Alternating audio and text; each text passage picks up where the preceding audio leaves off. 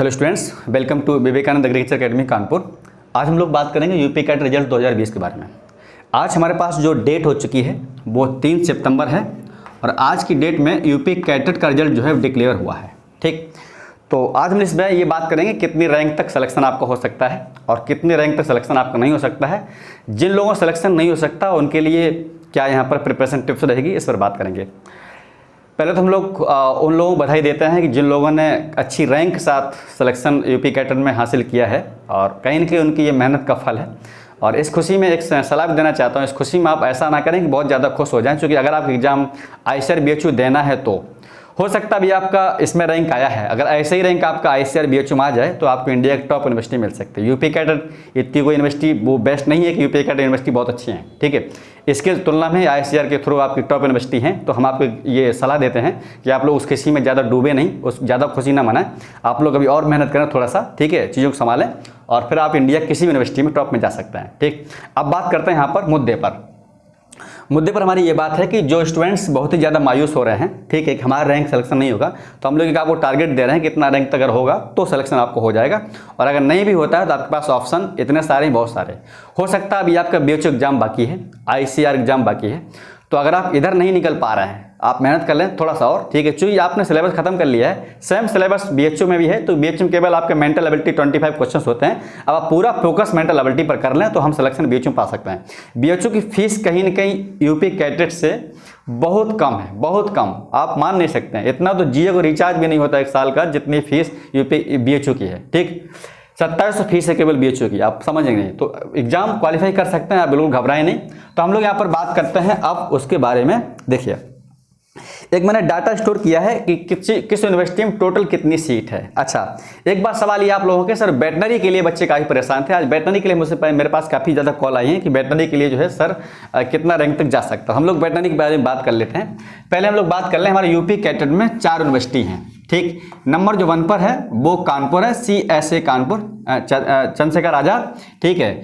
और दूसरा यहाँ पर है हमारा वो ND फैजाबाद है, नरेंद्र फैजाबाद। और जो 3rd नंबर पर हमारा जो है वो यहाँ पर है बांदा यूनिवर्सिटी, बांदा इसका यही नाम ही है। और जो 4थे नंबर पर यूनिवर्सिटी है वो आपकी सरदार वल्लभ भाई पटेल, मेरठ। ये है 4 यूनिवर्सिटी हैं।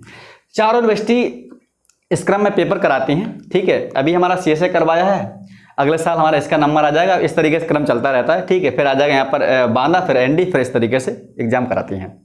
तो यहाँ पर हम देखेंगे टोटल इसमें जो वेटनरी वाला कोर्सेस है, तो वेटनरी कोर्सेस आपका ND फैजाबाद में और सरदार वल्लभ भाई पटेल मेरठ, 2 जगह केवल वेटनरी कोर्सेस हैं। बाद बाकी सभी में कोर्सेस सभी हैं, जैसे आपका CSA में एग्रीकल्चर है, हॉर्टिकल्चर है, ठीक है, फिशरीज है, होम साइंस है, अलग अलग कोर्सेस हैं। अगर आप अलग अलग कोर्सेस के लिए अलग अलग कोर्सेस पता करना चाहें, अलग किस यूनिवर्सिटी में कितने कोर्सेस हैं, कितनी सीट हैं, तो नीचे डिस्क्रिप्शन बॉक्स में आपको लिंक मिलेगा, वहाँ पर 2 वीडियो का आप वीडियो देख सकते हैं कि वहाँ पर कितनी सीटें हैं किस यूनिवर्सिटी में, ठीक, अलग अलग सेपरेट। चलिए, तो हम लोग बात करेंगे पहले CSA के बारे में। CSA में टोटल सीट है सभी कोर्स में मिला करके वो लगभग 321 सीट है, इसमें टोटल सीट मिला करके है, ठीक है। इसमें कैंपस लखीमपुर खीरी का भी ऐड है और इसमें जितने भी कोर्सेज हैं वो सभी मिला करके टोटल जो सीट है वो 321 सीट है। बात करते हैं ND फैजाबाद बारे में। ND फैजाबाद में जो टोटल सीट है UG की वो 253 सीट है और इसमें से आपकी 68 सीट जो है इसी में BBSC के लिए है। BBSC बोलो तो वेटनरी साइंस, ठीक है। ये केवल बायो वाले बच्चों के लिए ये कोर्स है और कोई इस कोर्स को नहीं कर सकते हैं, ठीक, BBSC के लिए। अच्छा, यहाँ पर एक बात पर बड़ा मुद्दा है कि सीट यहाँ पर रिजर्व नहीं है, तो आपकी जो रैंक आती है वो कंबाइंड ही आती है, ठीक है। इसलिए थोड़ा सा प्रॉब्लम बच्चों को बहुत ज़्यादा होती है, ठीक। अभी हम लोग उस पर बात करेंगे। तो यहाँ पर जो वेटनरी सीट है वो 68 सीट है। इसमें वेटनरी कितनी सीट टोटल 68 सीट, ठीक है। अब आप समझ सकते हैं कि हमको सीट के लिए कितना वहाँ पर रैंक चाहिए। अब इस 68 में से जो फ्री सीट है, यानी जो फ्री सीट है यहाँ पर, ठीक है, इसमें फ्री सीट है और कुछ सीट यहाँ पर पेड भी होती हैं, ठीक, और कुछ सीट यहाँ पर NRI हैं। तो हम लोग बात करेंगे इसके फ्री सीट के लिए। इसमें आपकी 52 सीट फ्री सीट है और जो पेड सीट है वो 20 है फीस, और यहाँ पर NRI जो है वो 8 सीटें हैं। ये डाटा हुआ किसका, veterinary science of ND university, ये वेटनरी का। फ्री सीट 52, पेड सीट यहाँ पर 20। अभी देखिए पेड का मतलब क्या है, हो सकता है आप वेटनरी साइंस लेना चाहते हैं और आपकी रैंक मान लीजिएगा, अब मुझे पता है कि अगर आपका 150 के अंदर रैंक है 150 तक तो वेटनरी साइंस आपको 100% मिल जाएगा।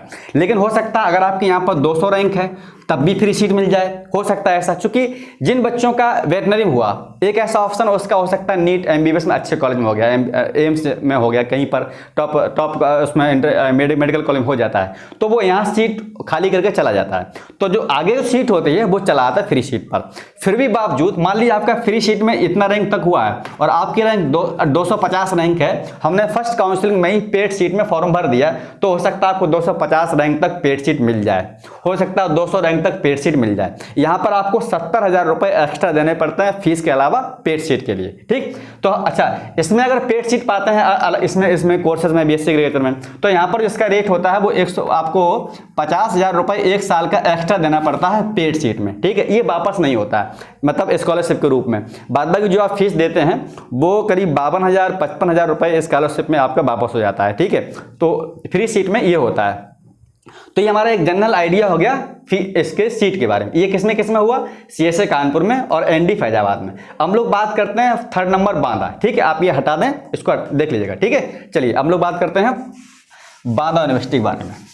बांदा यूनिवर्सिटी में केवल 3 कोर्सेस ही हैं और वहाँ पर अभी जितने कोर्सेस हैं हम बात करते हैं यहाँ पर बांदा यूनिवर्सिटी के बारे में।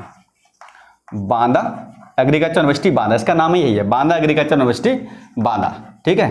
यूनिवर्सिटी बांदा इसका नाम ही यही है।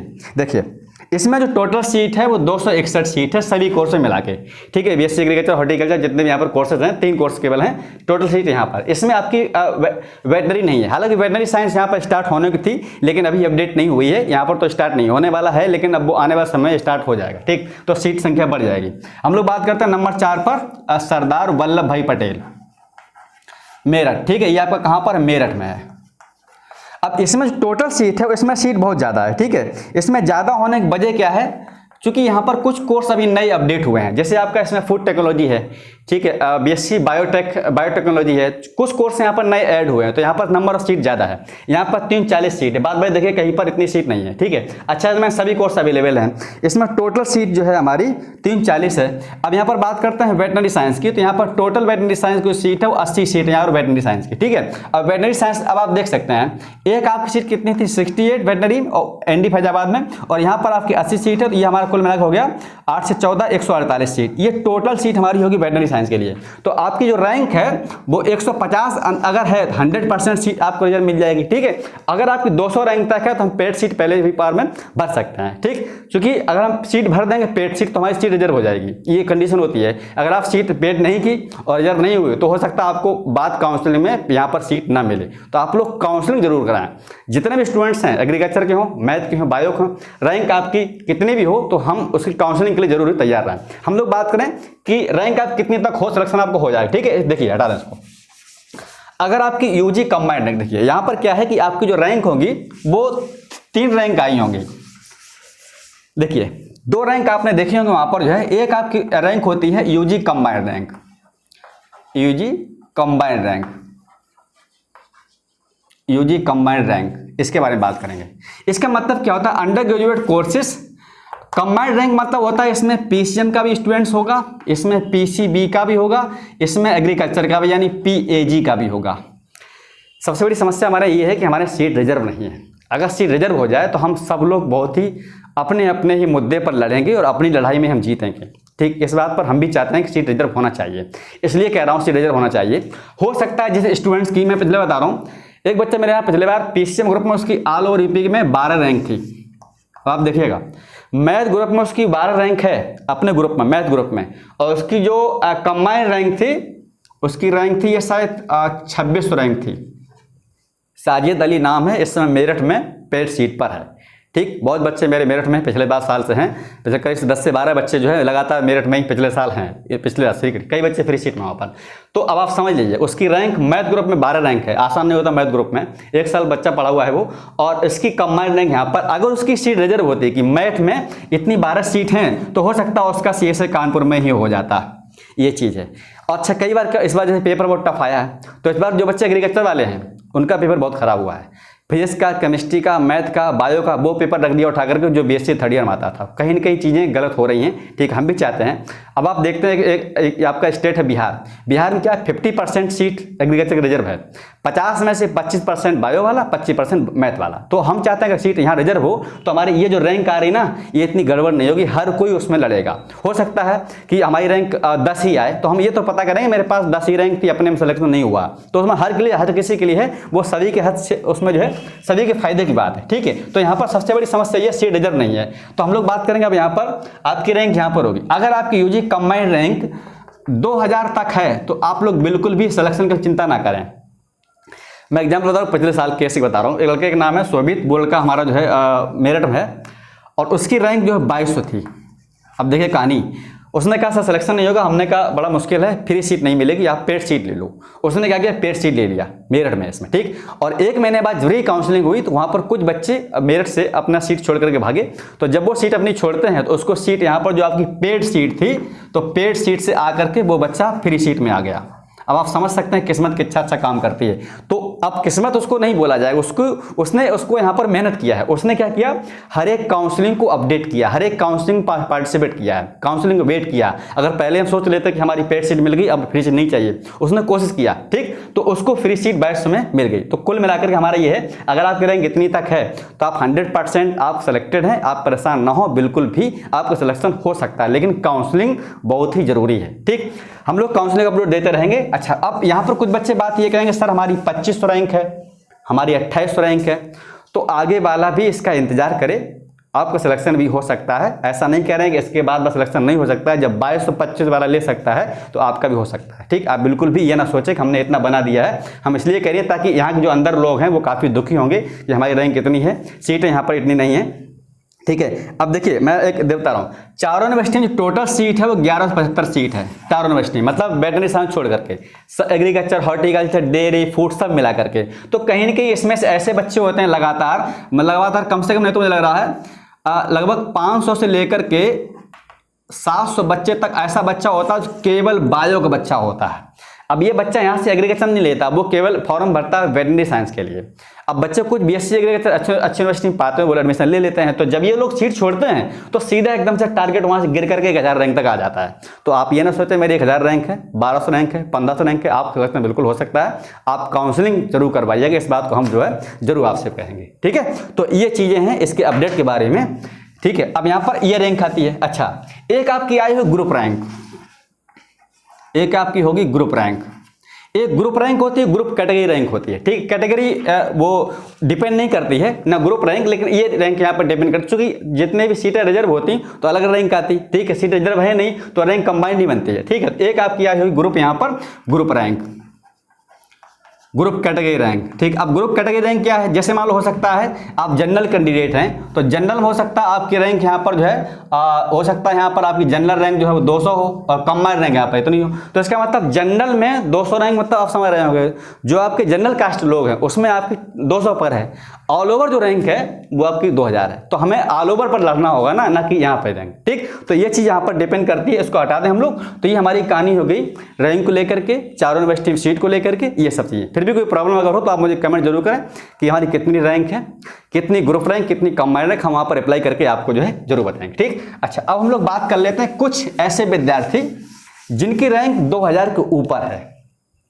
अगर ऐसा विद्यार्थी है जिसकी रैंक 2000 या 2500 के ऊपर है। अच्छा, कुछ बच्चे नॉट क्वालिफाइड हैं। होता क्या है नॉट क्वालिफाइड मतलब क्या वहाँ पर है कि आपने क्वेश्चन इतने ज़्यादा कर दिए कि आप नेगेटिव में चले गए हैं, इसलिए वहाँ पर नॉट क्वालिफाइड दिखाता है, ठीक। अगर आपने 10 क्वेश्चन भी किया होता तो 10 या 30 नंबर होते तो आप नॉट क्वालिफाइड नहीं होते। हमने पहले बताया था कई बार यूपी एग्जाम होने से पहले कि आपको उसी क्वेश्चन को अटेम्प्ट करना है जो क्वेश्चन आपको आता है। नेगेटिव मार्किंग में एक क्वेश्चन पर अगर 3 नंबर का क्वेश्चन है तो उसमें एक क्वेश्चन पर 4 नंबर काटा जाता है, और अगर 4 नंबर क्वेश्चन है एक क्वेश्चन पर 5 नंबर काटा जाता है, ठीक। तो आप इस चीज़ के वजह से ध्यान रखें। अभी यहाँ पर 2 एग्जाम बाकी हैं। हम लोग बात करते हैं उन बच्चों के बारे में जो स्टूडेंट्स काफ़ी दुखी हैं, ठीक है। उनके दुख में हम भी शामिल हैं, परेशान नहीं हो आप लोग, हम आपके साथ हैं। हम आपके लिए कर क्या सकते हैं, आपको सलाह दे सकते हैं। आपके एग्जाम में BHU बाकी है, आपके एग्जाम में ICR बाकी है। पहले तो आप ये है कि आप 1 घंटा निकालें, केवल अपने बारे में ये सोचें कि हमारा एग्जाम क्वालिफाई क्यों नहीं हुआ है, इसकी वजह क्या है। मेरे साथ जो वजह है वो ये है। और पॉजिटिव वे में लें, इसको नेगेटिव वे में लेने की कोई ज़रूरत नहीं है, ठीक है। ज़िंदगी में ये पल चलते रहते हैं, तो छोटा मोटा हार जीत है, कोई बड़ी बात नहीं है, सबके साथ ऐसा होता है। आप अकेले नहीं अनसक्सेस हुए, कई लोग अनसक्सेस हुए होंगे। हो सकता है अभी आप अनसक्सेसफुल हैं और हो सकता है आप एग्जाम आई से टॉप यूनिवर्सिटी में पा जाएंगे, तो फिर क्या होगा, वो लोग दुखी हो जाएंगे जो आपके मित्र यूपी कैट में क्वालिफाई किए होंगे, ठीक। इसलिए हर एक दुख के बाद, हर एक रात के बाद, हर एक अंधेरा के बाद सवेरा आता है, रोशनी आती है। तो कहीं ना कहीं आप उसका इंतजार करिएगा। जब अंधेरा है तो आप उसमें खुश रहिए, अंधेरे में ही आपका रोशनी इंतजार कर रही है, ठीक। हम लोग बात करेंगे यहाँ पर बीएचयू के बारे में। अच्छा, हमने बोला यहाँ पर रोशनी इंतजार कर रही है, इसका मतलब ये नहीं है कि कोई और इंतजार कर रहा है, ठीक है। तो हम लोग बात करेंगे बीएचयू के बारे में। बीएचयू में क्या है, यहाँ पर आपका 100 क्वेश्चन आता है, आईसीआर में आपका 150 क्वेश्चन आता है, ठीक। अब यहाँ पर बीएचयू में आपको केवल यहाँ पर जो है 75 क्वेश्चन प्लस का टारगेट करना है। आईसीआर में अगर आपने 90 क्वेश्चन कर लिए या फिर 80 क्वेश्चन करेक्ट कर लिए तो 100% आपका इसी 4 यूनिवर्सिटी में सिलेक्शन हो जाएगा जो हम यूपी कैट में पाना चाहते थे, ठीक, इसके थ्रू, ठीक है। तो आप लोग क्या करें, जो बीएचयू में मेंटल एबिलिटी केवल आपका अलग सब्जेक्ट पढ़ना है। क्या पढ़ना है, केवल मेंटल एबिलिटी, ठीक है, जो 25 क्वेश्चन आता है। और जो आईसीआर वाला है, इसमें आपको पीसीएम, पीसीबी, एसीबी जो भी आता है आप उसको पढ़िएगा अच्छे से टाइम टेबल बना के, तो आप सक्सेसफुल हो जाएंगे, ठीक है। अभी आप पास टाइम है, थोड़ा सा धैर्य रखें। जब कमी हुई है, वो कमी यही है कि आप लोगों ने जो लॉकडाउन हुआ है तो आपने पढ़ाई को कंटिन्यू नहीं किया है, आपने रिवीजन नहीं किया है, क्वेश्चन इसलिए गलत हुआ है, ठीक है। चूँकि रिवीजन ही मस्ट होता है, मैं हमेशा कहता आ रहा हूँ रिवीजन बहुत मस्ट है, रिवीजन बहुत मस्ट है, रिवीजन बहुत मस्ट है। क्योंकि रिवीजन अगर नहीं होगा तो चीज़ें जो आती होंगी हमें, हम वो भी गलत कर देते हैं, ठीक। तो आइंदा ये गलती ना करें। अभी आपके पास 2 ऑप्शन है, बिल्कुल आप परेशान ना हो, ठीक है। हो सकता है आपका सिलेक्शन यहाँ पर हो जाएगा, तो कहीं ना कहीं आप उससे ज़्यादा खुश हो जाएंगे यूपी कैटर जो इसमें एडमिशन जिनका नहीं हो पाया, ठीक है। तो हम लोग मिलते हैं नेक्स्ट वीडियो में। Thank you, all the best.